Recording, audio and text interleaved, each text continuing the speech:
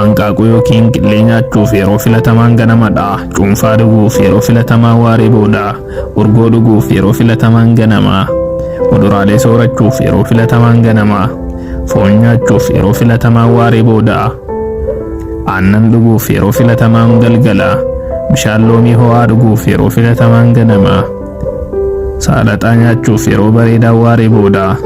Shaayii baalaa dhuguuf yeroo bareedaan galgala. Burtukaanii nyaachuuf yeroo bareedaan ganama. Kukumberii nyaachuuf yeroo bareedaan waaree booda.